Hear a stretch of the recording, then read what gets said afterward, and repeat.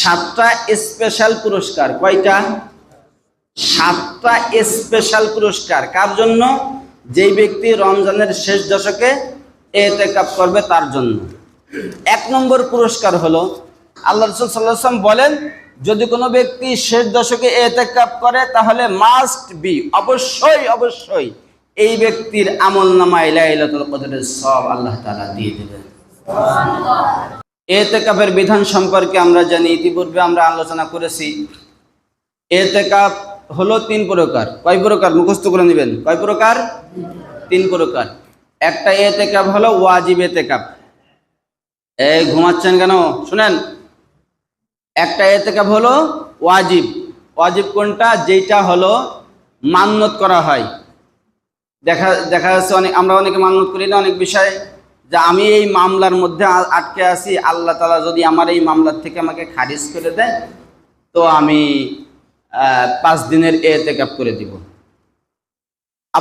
আবার অনেকে নিয়ত করলো যে আমি যদি মামলা থেকে খারিজ হতে পারি তাহলে আমি রমজানের শেষ দশকে ইতিকাফ করব। তাহলে রমজানের শেষ দশকে ওই ব্যক্তির জন্য ইতিকাফ করা ওয়াজিব হয়ে যাবে।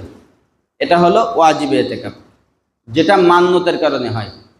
2 নম্বর হলো সুন্নাতে মুআক্কাদা।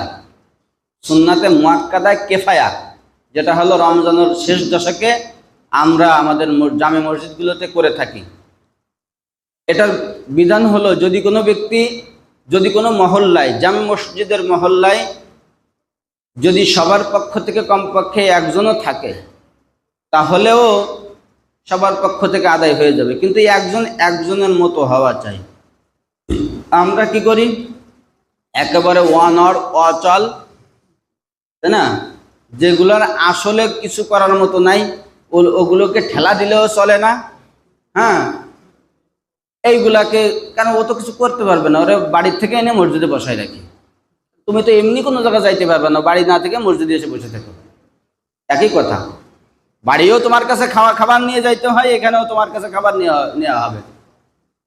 এইগুলা দিয়ে তো আসলে হবে না। ঠিক আছে? আচ্ছা, সুস্থ জ্ঞানী যারা, এমন লোক হতে হবে। আর 3 নম্বর ইতিকাফ হলো নফল ইতিকাফ, যেটা হলো আমরা যে কোনো মুহূর্তে 5 মিনিটের জন্য নিয়ত করতে পারি, 1 দিনের জন্য নিয়ত করতে পারি। আমরা যখন নামাজে আসি তখন মসজিদে ঢোকার সময় আমরা সুন্নাত নফল ইতিকাফের নিয়ত করতে পারি। তো আমরা তো খুব ভালো মানুষ, তো আমরা নফল ইতিকাফের নিয়ত করলে এটা সব হবে কিনা না হওয়ার সম্ভাবনাই আছে। কারণ হলো, আমরা যা দেখি, আমার মাঝে মধ্যে মনে হয় রমাজানুল মুবারকে আল্লাহ তাআলা তো শয়তানকে বেঁধে রাখে, তাই না? জানেন না আপনারা? শয়তানকে জেলের মধ্যে আটকায় রাখে না? কিন্তু আপনাদের কি আসলেও বাস্তবতা দেখে কি মনে হয় যে শয়তান আসলে কারাবদ্ধ আছে? শয়তান যদি কারাবদ্ধ থাকে তা মসজিদে আসার পরে লোকগুলোকে গল্প করার জন্য উস্কে দেয় কে? চিল্লাপাল্লা বিশৃঙ্খলা করার জন্য কে বুঝায়? হ্যাঁ, ইফতারি নিয়ে গন্ডগোল করার জন্য কে বলে? শয়তানই তো বলে। তা শয়তান তো ওদিকে আটকা আছে জেলে, ওই সময় বলতেছে কে? মাঝে মধ্যে আমার মনে হয়, কিন্তু আল্লাহ রাসূলের হাদিস যেহেতু অস্বীকার করার কোনো সুযোগ নেই, কিন্তু বাস্তবতার সাথে মাঝে মধ্যে মিল খায় না। যাই হোক, হয়তো এবার মনে হয় আল্লাহ তাআলা এই পেশামারির জন্য মনে হয় শয়তানকে আটকায় নেই, এমনও হতে পারে। অথবা যাই হোক, তো ওই রকম না। আর ইতিকাফ করলে ইতিকাফের মতো হতে হবে। এটা তো আমরা ইতিকাফ 3 প্রকার জেনে নিলাম। এখন আমরা একটু জেনে নেব খুব সংক্ষিপ্তভাবে, যে যারা ইতিকাফ করবে তাদের জন্য আল্লাহ রাসূলের পক্ষ থেকে যে কি বিশেষ সুসংবাদ রয়েছে। 7টা স্পেশাল পুরস্কার। কয়টা? 7টা স্পেশাল পুরস্কার। কার জন্য? যেই ব্যক্তি রমজানের শেষ দশকে ইতিকাফ করবে তার জন্য। 1 নম্বর পুরস্কার হলো, যদি কোনো ব্যক্তি রমাজানুল মুবারকের শেষ দশকে ইতিকাফ করে তাহলে আর যাই হোক এই 10 দিন আল্লাহ তাআলার মেহেরবানিতে তার আমল নামায় কোনো গুনাহ হবে না। বুঝলেন না কথা? 1 নম্বর পুরস্কার। গুনাহ থেকে বেঁচে থাকাটা কতটা কঠিন আমরা সবাই ভালো মতো জানি। হ্যাঁ, তাহলে 1 নম্বর পুরস্কার হলো ইতিকাফকারীর জন্য এই রমজান মাসের যে শেষ দশক আছে, ইতিকাফ করলে এই 10 দিন কমপক্ষে তার আমলনামায় কোনো গুনাহ হবে না। 2 নম্বর পুরস্কার হলো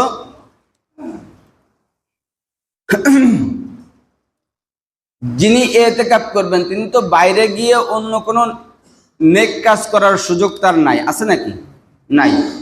তো এই মহল্লার মানুষ, ধরেন কথার কথা এই মহল্লায় 300 লোক আছে, এই 300 লোক এই 10 দিনে বাইরে থেকে যত নেক কাজ করবে, প্রত্যেক নেক কাজ করার একটা পার্সেন্টেজ এই ইতিকাফকারীর আমলনামায় আল্লাহ তাআলা দিয়ে দেবেন।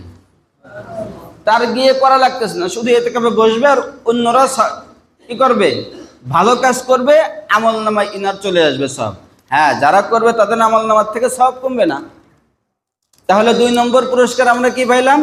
সবের কাজ না করেও ইতিকাফে বসে এই 300 লোক যত নেক আমল করবে, প্রত্যেক নেক আমলের সব এই ব্যক্তি মসজিদে বসে বসে পাইতে থাকবে। সুবহানাল্লাহ।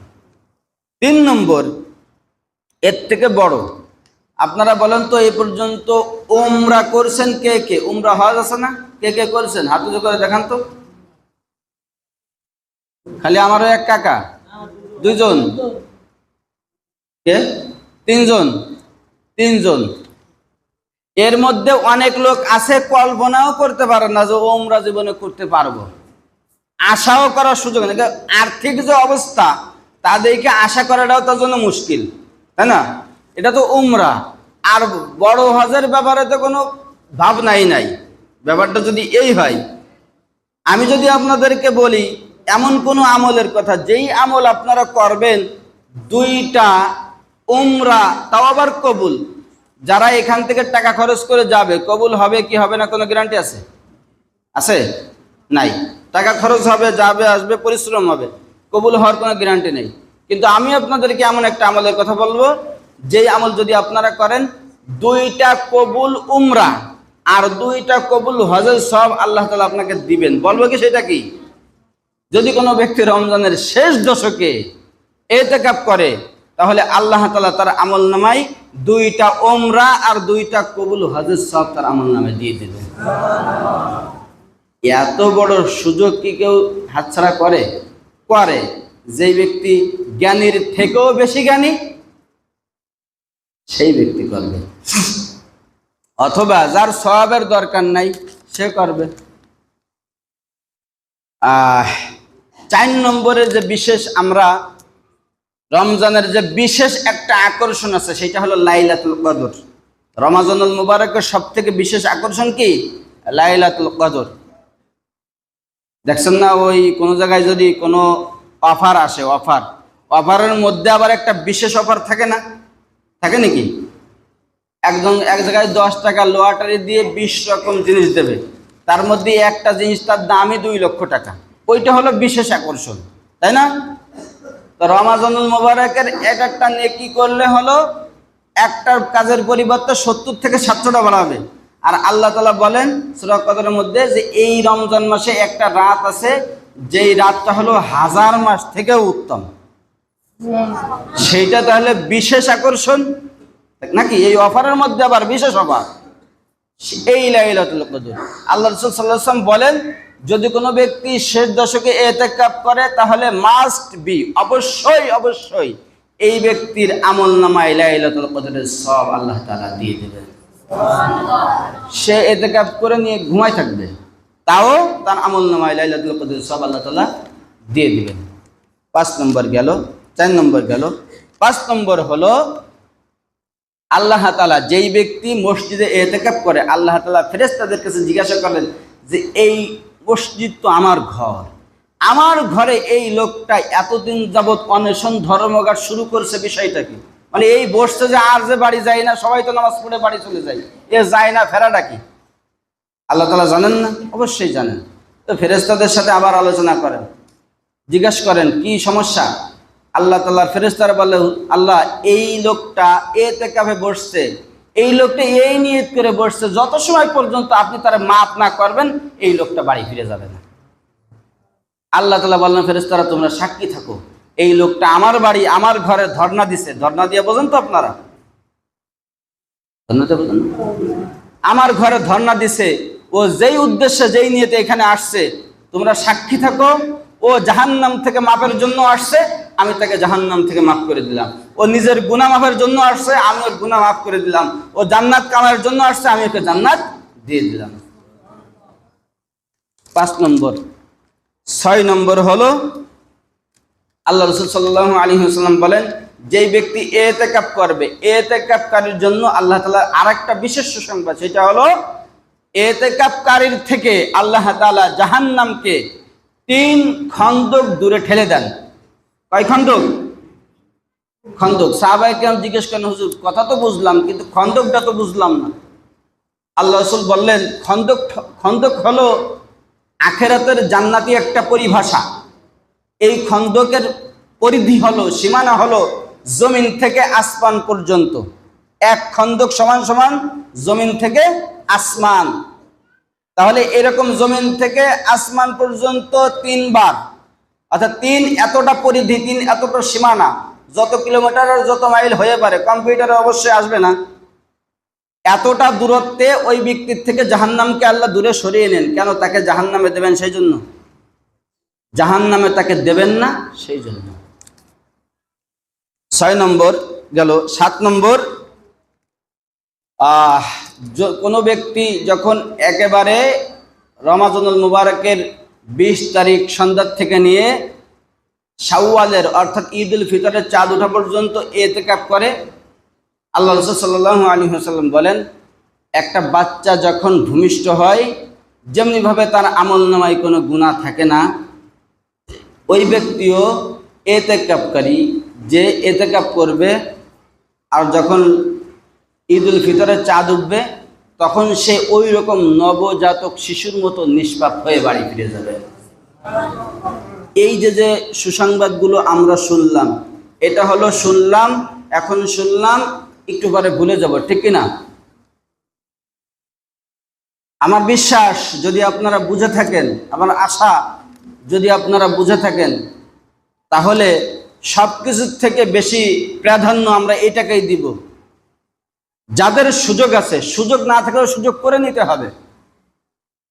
কারণ এই ইতিকাফই একমাত্র আমাকে জাহান্নাম থেকে মুক্তি দেওয়ার একটা সুযোগ, আমাকে জান্নাত কামাই করে দেওয়ার একটা সুযোগ, আমাকে লাইলাতুল কদর পেয়ে দেওয়ার একটা সুযোগ, আমাকে আমার থেকে জাহান্নামকে দূরে ঠেলে দেওয়ার একটা সুযোগ, ঠিক না? তাহলে ইতিকাফ করার দরকার আছে কিনা? প্রয়োজন আছে কিনা? আচ্ছা, আপনাদের মধ্যে এই আলোচনা শোনার পরে ইতিকাফ করার মতো আগ্রহ তৈরি হয়েছে কার কার? শুধুমাত্র মুয়াজ্জিন সাহেব, আমার ওই কাকা, এই কাকা, আর এই 3 জন? মুয়াজ্জিন সাহেবের 24 ঘন্টার 18 ঘন্টায় তো উনি এখানে থাকে। আমার ওই কাকা তো অন্য কোনো কাজে যায় না, ইনিও প্রায় তেমন। আমি চাচ্ছি যুবকদেরকে চাচ্ছি। নাকি এখানে যুবক নাই? আমাদের এই মহল্লায় কোনো যুবক নাই? বহু যুবক আমার সামনে আমি মরে যেতে দেখেছি। তুমি যদি ভাবো যে আরো 60 বছর বাঁচবা, তুমি ভুলের মধ্যে আছো। আমার বাড়ির পাশে কয়েকদিন আগে আমাদের ওই অঞ্চলের সব থেকে পাওয়ারফুল, রাজনৈতিক দিকে বলেন, অর্থনৈতিক দিকে বলেন, যে কোনো দিক বলেন, বিশাল বড় ধনী তার 5-6টা ছেলের 5 নম্বর ছেলেটা মারা গেছে। সে নিজেও কোটিপতি, বয়স সর্বোচ্চ 28 থেকে 30 হবে, নিজে কোটিপতি। 28-30 বছর বয়সে নিজের অর্থ দিয়ে নিজে কোটিপতি হয়েছে। শেষ।